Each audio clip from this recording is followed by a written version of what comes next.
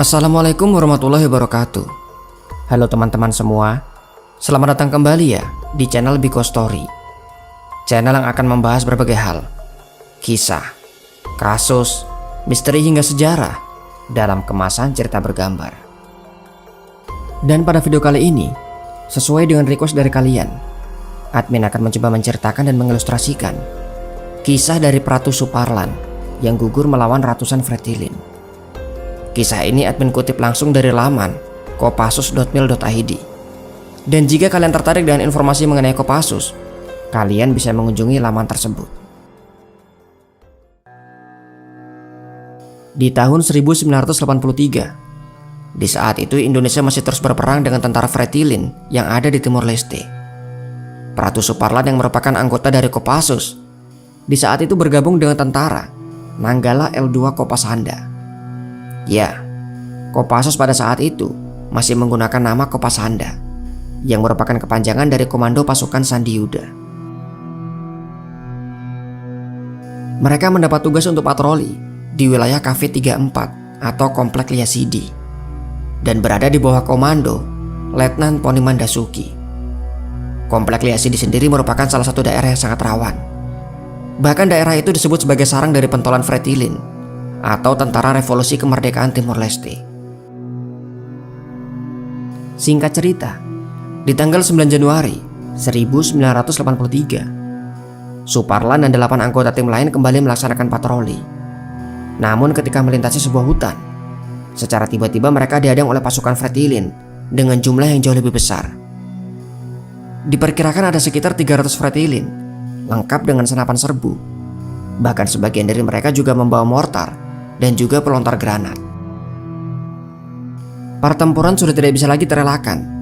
Tentunya pertempuran tersebut sangat tidak seimbang.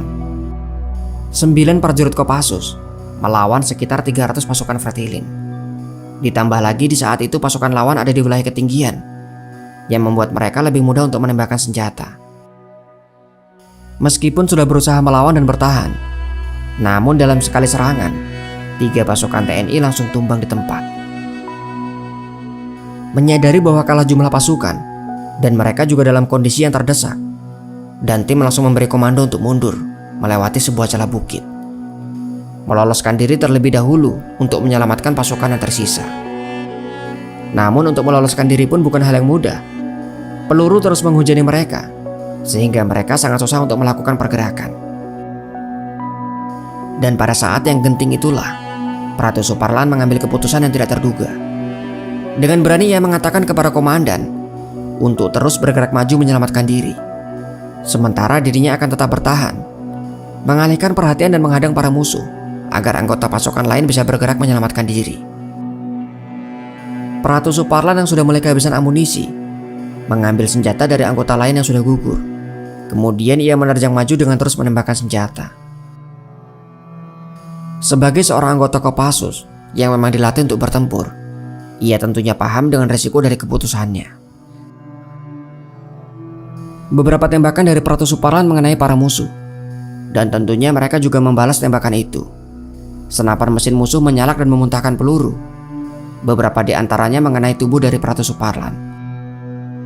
Namun demikian ia masih terus berusaha maju, terus menembak hingga ia benar-benar kehabisan amunisi. Setelahnya ia pun menghunus pisau komando miliknya, menusuk dan merobohkan beberapa anggota Fretilin di semak belukar. Kini dirinya sudah benar-benar tidak berdaya. Pratu Suparlan hanya bisa terduduk di saat para Fretilin sudah mulai mendekat. Mereka terus menembak ke arah dirinya. Di saat mereka sudah hampir mengepung area tersebut, rupanya Pratu Suparlan sudah mempersiapkan rencana terakhirnya.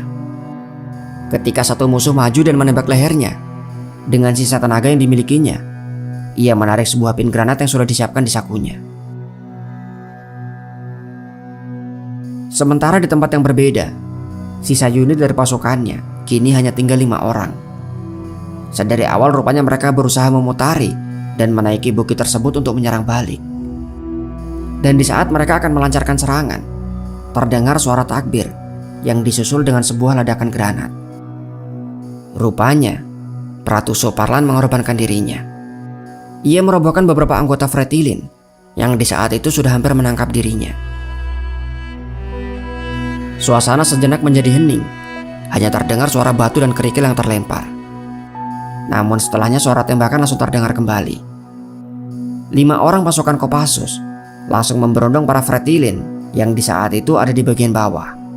Kini kondisinya benar-benar terbalik. Sebagian anggota Fretilin yang di saat itu masih limbung akibat ledakan harus menerima timah panas dari Kopassus. Ditambah lagi bala bantuan datang dari pasukan TNI yang lain, membuat Fretilin tumbang satu persatu. Pertempuran panas pun terus berlanjut sampai dengan malam hari. Pasukan TNI malam itu juga mulai menyisir seluruh area. Mereka menemukan mayat bergelimpangan di mana-mana. Dan di antara semua mayat itu terdapat Ratu Suparlan. Kondisi tubuhnya sudah tidak lagi utuh. Ditemukan juga 7 prajurit lain yang gugur di area tersebut, sehingga total terdapat 8 prajurit TNI yang gugur. Dan sebagian besar di antaranya merupakan unit dari pasukan Suparlan. Sementara dari pihak Fretilin, diperkirakan ada sekitar 83 milisi yang tewas. Beberapa yang lain yang masih selamat kemudian ditangkap oleh pasukan TNI. Atas keberanian, kecerdasan, serta baktinya kepada Ibu Pertiwi, prajurit 1 atau Ratu Suparlan kemudian dianugerahi KPLB, yaitu kenaikan pangkat luar biasa. Dengan begitu pangkatnya menjadi Kopral 2 atau Kopda. Kopda Suparlan juga kemudian diberi tanda jasa, yaitu tanda jasa Bintang Sakti pada tanggal 13 April 1987. Selain dari anugerah pangkat dan tanda jasa, perjuangan Kopda Suparlan juga diabadikan di atas batu granit hitam, yaitu Monumen Seroja, di mana namanya dipahat dalam monumen tersebut. Namanya juga diabadikan menjadi nama lapangan udara perintis di Pusdikpassus, Batu Jajar, Bandung. Sementara anggota lain yang juga ikut gugur dalam peristiwa itu, negara juga memberikan penghargaan berupa kenaikan pangkat. Bahkan di saat itu, Komandan Fretilin juga mengirimkan surat kepada Kopasanda yang ternyata isinya adalah pernyataan salut mereka atas keberanian dan perlawanan yang dilakukan oleh Kopda Suparlan dan juga para prajurit TNI lain yang sudah gugur. Itulah kisah dari perjuangan Ratu Suparlan yang gugur melawan ratusan Fretilin. Jika ada informasi yang keliru atau jika kalian punya pendapat yang berbeda, silahkan tuangkan dalam kolom komentar di bawah. Sampai di sini video dari admin. Sampai jumpa kembali di video selanjutnya. Wassalamualaikum warahmatullahi wabarakatuh.